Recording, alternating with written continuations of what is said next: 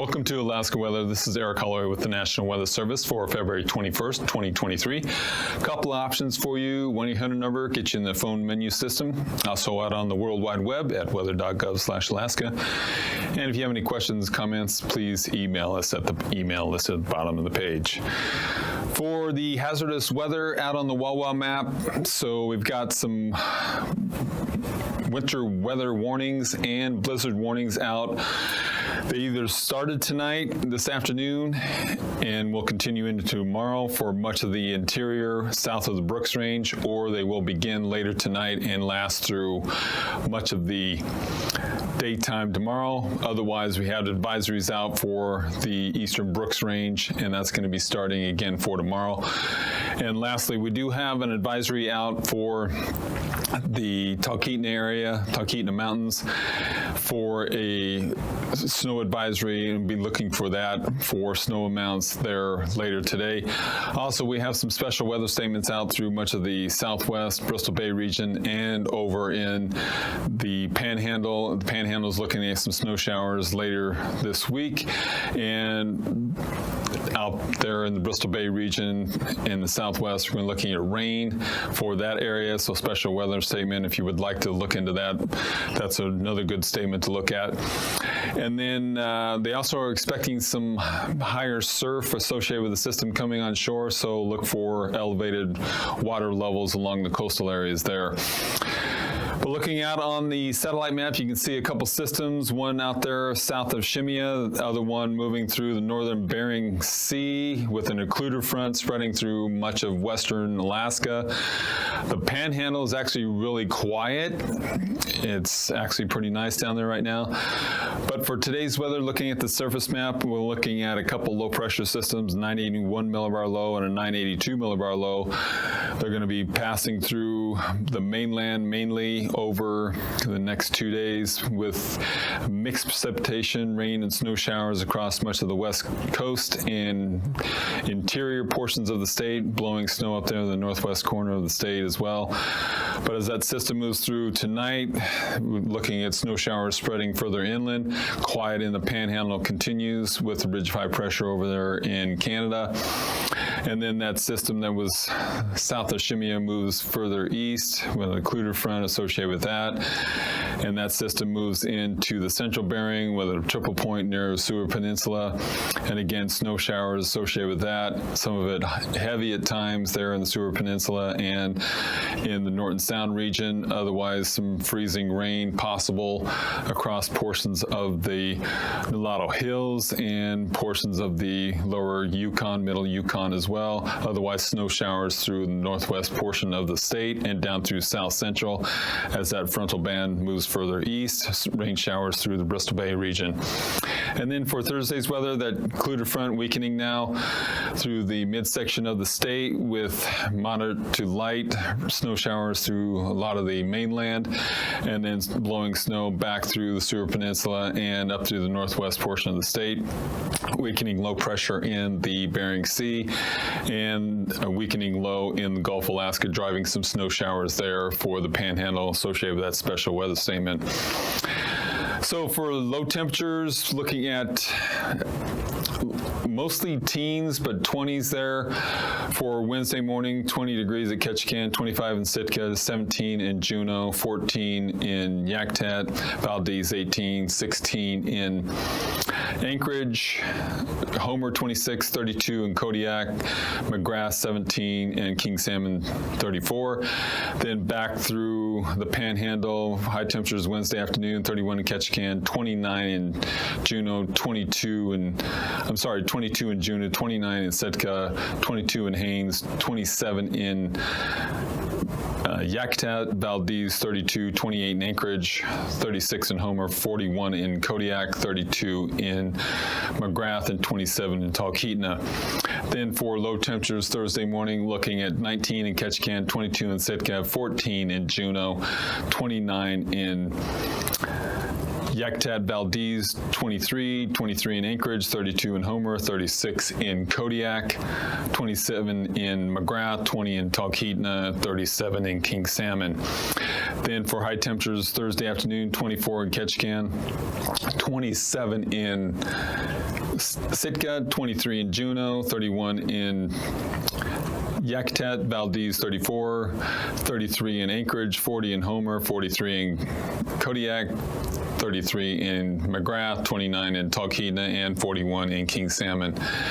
Then for low temperatures Wednesday morning for much of the interior and North Slope, looking at 9 in Fairbanks, 8 in Northway, Eagle -10, Anak Pass -15, -18 in Ukqiavik, Point Hope 11, 26 in Nome, 19 in Galena, 8 in Tanana. Then for high temperatures Wednesday afternoon, looking at 12 in Northway, 21 in Fairbanks, 7 in Eagle, Fort Yukon -2, Anak Pass 2, Ukqiavik 0, Point Hope 24, 33 in Nome, 30 in Galena, 15 in Tanana. Then once again for low temperatures Thursday morning, -1 in Northway, 19 in Fairbanks, -4 in Eagle, -14 in Fort Yukon, Anak Pass, -7, Ukqiavik -4, Point Hope 16, 24 in Nome, 30 in Galena, 14 in Tanana. Lastly, for high temperatures Thursday afternoon, 14 in Northway, looking at 31 in Fairbanks, 10 in Eagle, 10 in Fort Yukon, 7 in Anak Pass, 14 in Ukqiavik, 27 in Point Hope, 32 in Nome, 33 in Galena, 31 in Tanana. Then down to the southwest for Wednesday morning, low temperatures looking at 32 in Antioch. 32 in Bethel, 28 in Antioch, 33 in Dillingham, Cold Bay 38, Dutch Harbor 39, Shemya 32, 35 in St. Paul. Then for high temperatures Wednesday afternoon, 39 in Bethel, 39 in Antioch, 37 in Dillingham, Cold Bay 42, Dutch Harbor 46, 36 in Shemya, 38 in St. Paul. And then for low temperatures Thursday morning, looking at 31 in Bethel, 33 in Antioch, 34 in Dillingham, 38 in Cold Bay, 38 in Dutch Harbor, 31 in Shemya, and 31 in St. Paul. Then for high temperatures Thursday afternoon, 36 there in Bethel, 37 in Antioch, 38 in Dillingham, 39 in Cold Bay, Dutch Harbor 42, 34 in Shemya, 34 in St. Paul. For the 6 to 10 day CPC temperature outlook for February 26th through March 2nd, looking at cold temperatures, but especially cold tilts through south central and into the panhandle with that northerly flow around likely high ridge of high pressure driving those northerly winds. But throughout much of the state, below normal tilts through much of the state, near normal conditions expected over the Alaska Peninsula, above normal tilts through some of the Aleutians. And then for the CPC 6 to 10 day precipitation outlook, looking like above normal tilts across much of the state, but especially through the interior and into the southwest and Waikate Delta and into the Seward Peninsula, and lesser tilts for above normal precipitation through the Panhandle, and lesser tilts again associated with over there in the Alaska Peninsula. But otherwise looking at cooler temperatures and above normal precipitation. And now, aviation weather around Alaska. Taking a look at the aviation weather, starting with flying weather on Wednesday morning. We'll be watching a system coming across the state of Alaska with IFR conditions through much of the west coast and into portions of the Bering Sea. And those IFR conditions extends down into the Alaska Peninsula and marginal conditions out ahead of that system. Otherwise, some decent flying weather down in the southeast part of the state and extending into the Panhandle. For flying weather, Wednesday afternoon, continued good flying weather across southeast interior and into the Panhandle. Otherwise, IFR conditions through much of the west coast and down through the Alaska Peninsula, Kodiak Island. Marginal conditions out ahead of that system as we continue watching that system into Wednesday afternoon. That'll extend into Thursday as that system continues to move eastward across the state with IFR conditions extending across much of the southwest and west and into the south central as well, but continue good flying weather across the Panhandle. And lastly, we'll see some IFR conditions along the Arctic coast there. For flying weather, Thursday afternoon, continued good flying in the Panhandle. Otherwise, IFR conditions lingering in the Gulf of Alaska, improving conditions through much of the mainland with marginal conditions out there. Some lingering IFR conditions near the Brooks Range and marginal conditions out there in portions of the Bering Sea. And then for past conditions, AKwx and out again, I will note that likely see some low-level turbulence there, but otherwise marginal conditions expected in AKwx decreasing to IFR. And then out again, VFR decreasing to IFR conditions there. And then for Lake Clark and Merrill down Alaska Range, IFR conditions, and that extends up into rainy. And then for windy, IFR improving to marginal. And then for Isabel, marginal conditions there. And if you make it out to Mentasta, VFR conditions out there in the eastern interior. And then for Tanita, IFR conditions decrease into marginal. And then for Portage, marginal conditions there. And there's the nice flying weather down in Panhandle with Chilkoot and White, VFR conditions expected there on Wednesday. For the freezing levels, surface freezing level cutting across the Bering Sea into the southwest and out through the Gulf of Alaska. Elevated freezing levels anywhere between 2,000 and 10,000 feet extending from the eastern Bering Sea into the Gulf of Alaska. And then for icing, Wednesday, I expected above 8,000 feet there in the central and western Aleutians. Otherwise, 4,000 to 8,000 feet with areas of considerable moderate and portions of the Brooks Range extending down into the central Yukon. Also some considerable moderate conditions expected there in south central, anywhere between 6,000 and 10,000 feet. For the jet stream, big ridge in the northeast Pacific, driving southerly winds through the Aleutians, 150 knots coming into the west coast, and on the other side of that ridge, northerly flow coming across the border between Canada and Alaska, 150 knots showing up again over there, and you can see various flow conditions around the state. For 9,000 foot winds on Wednesday. Again, that's southerly flow coming into the west coast, anywhere between 70 and 80 knots coming in there and coming across the western or eastern Aleutians, and then northerly flow cutting across the Panhandle with 50 to 60 knots there.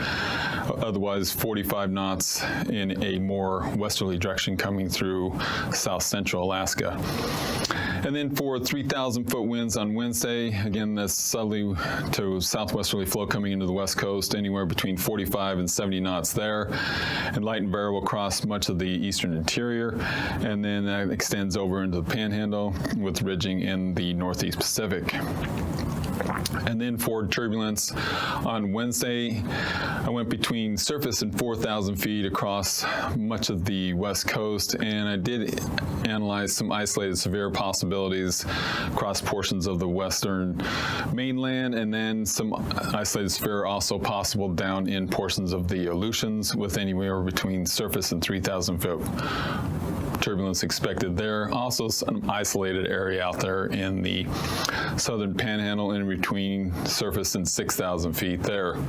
Otherwise, pretty good flying weather turbulence-wise in much of the eastern mainland.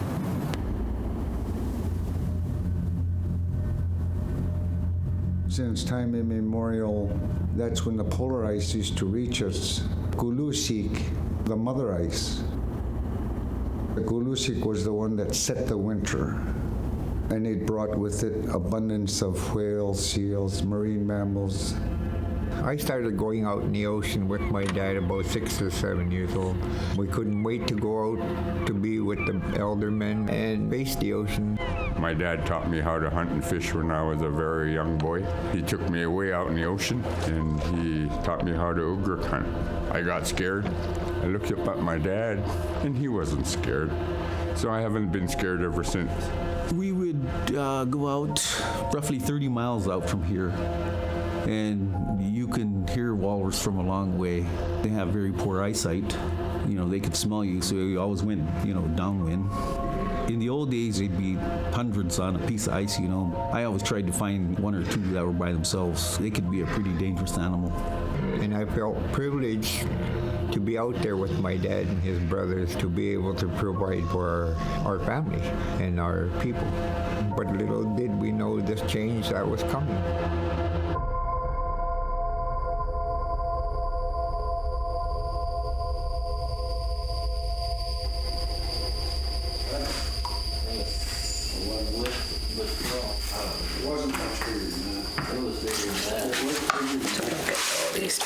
My life cycle basically begins in January.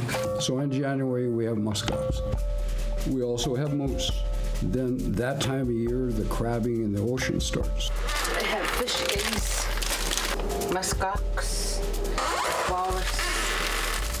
April and May, I'm bear hunting. End of May, the ducks come. Beginning of June, the trout start running in the river, and we'll cut 100 trout to put in sea oil. End of June, the salmon show up.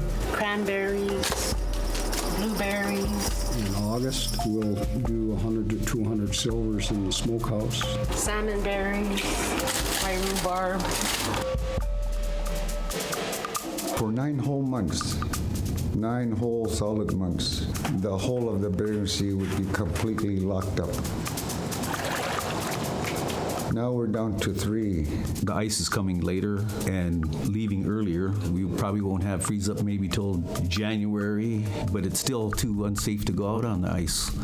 The biggest thing I've seen out of this climate change is we have an east wind. East wind is always a warm wind, 30 above, 20 above. East wind brings warm weather. We need that 20, 30 below to create the foundation for us to operate on the platform. In the Bering Sea region, sea ice is an extension of the land. It provides a platform for whaling, for travel. It enables them to hunt and to access food in the ocean that it would be much more difficult to access otherwise. And this is the tomcod fishing that happens. But as you can see, there's plenty. A beluga, ogre hunting, one of our elders butchering a caribou.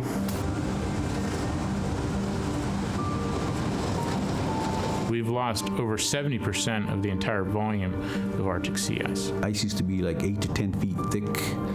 Nowadays, it's like 1.5 feet, 2 feet thick. Chop a hole in the ice and, throw some salmon eggs in there and we pull out trout and whitefish and grayling. But if it's melting a lot earlier, then that opportunity goes away. We can't venture out on the ice even if it comes up to our island. It's not solid, so we can't risk going out on the ice. Many communities use shortfast ice for whaling, but they also rely on the pack ice. Even in mid-March, I'm looking for ice as far out in the ocean as I can go, and that's not normal. At the Arctic scale, we've lost over 40% of ice extent in the summer. 2,000-pound animal, to try to pull them up on the ice with the 4 guys, it's so much easier to go after them while they're on the ice. It's getting more dangerous to go get them. Walrus has been our most powerful ally for survival. The tusks were used for tools, hunting, harpoon heads, spear heads, arrowheads, and the skin was used for food. The female walrus skin was used for skin boats. Half a ton of meat, blubber, and food, and that'll feed a whole village, man. Our food resource has always been within close proximity to our villages so that we didn't have to spend a lot of money to go fill our freezers. What's going to be on the breakfast table tomorrow? In a week's time, Will we have enough food to feed our family, to feed our community, to feed our children, our elders? The other thing that the ice provides is a platform for sea ice algae. When it forms in the winter, it's like a playground and a living playground for a lot of the plankton and the zooplankton. The krill eat the algae, the fish eat the krill, the seals eat the krill, the mers eat the fish. Without the ice, we're losing all that, and we're starting to see a lot of shorebirds and even some sea mammals start. Just this summer, I counted 20 young baby ugrux from the spring that had started. Our garden is dying. One thing about the native population is they adapt very well. You know, if the salmon go away, they replace that with something else. And if the ducks aren't coming, they'll find something else. Instead of waiting till May to go hunting, I'm hunting in April and March. I think we're facing a different kind of change that we haven't really seen before. I think, you know, if the crabs go or if the blue whales go and we don't see them, if the seals don't come back here, how do we adapt? I don't know that we can. My ancestors say that we've been on that island for over 10,000 years. What is very powerfully painful to me is that as we're losing our age-old way of life, literally melting away, our identity is being lost. But we're still here. We're still who we are.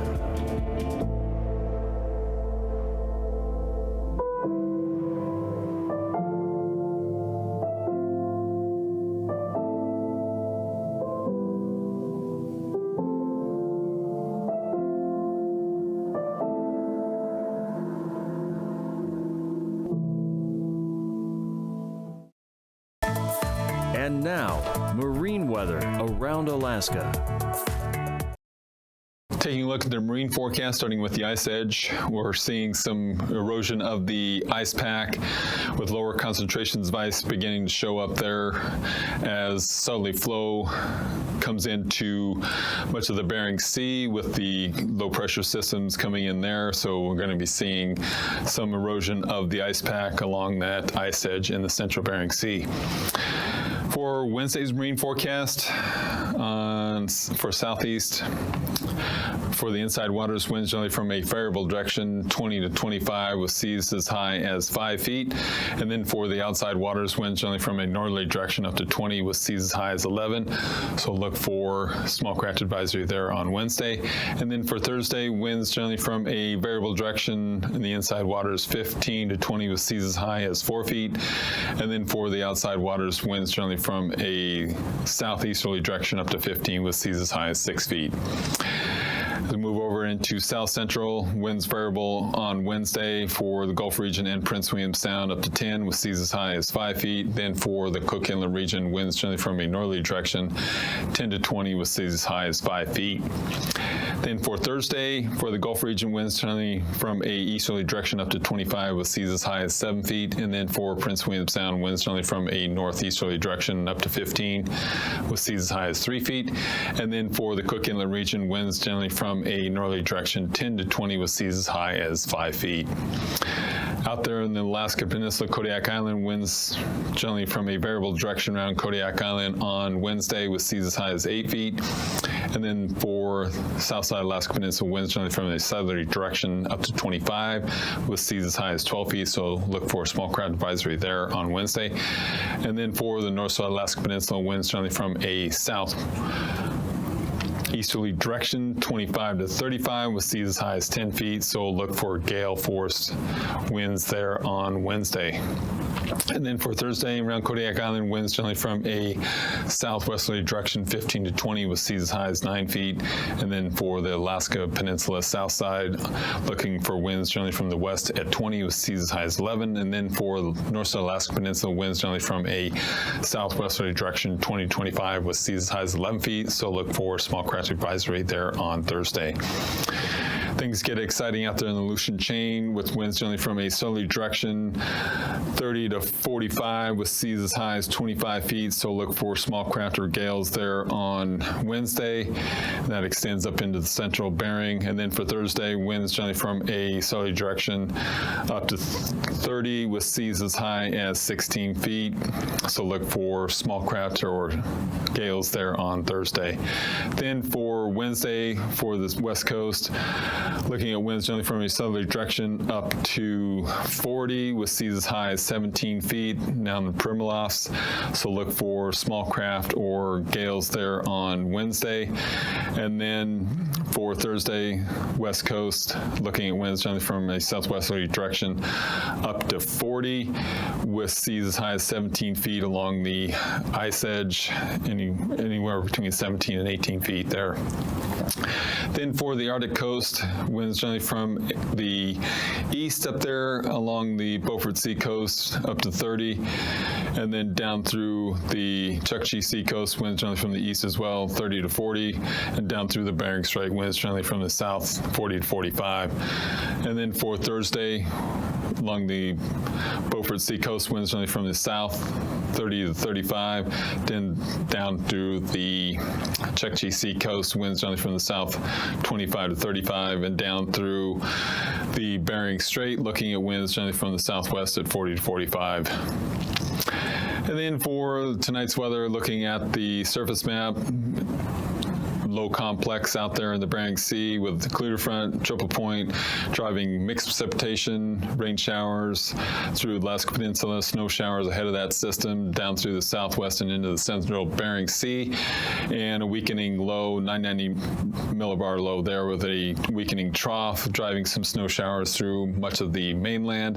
And that continues into Wednesday with that system moving further east and low pressure anywhere between 978 and 968, double-headed low out there with triple point near the Seward Peninsula, driving some freezing rain and heavy snow showers through the Seward Peninsula and into the western mainland.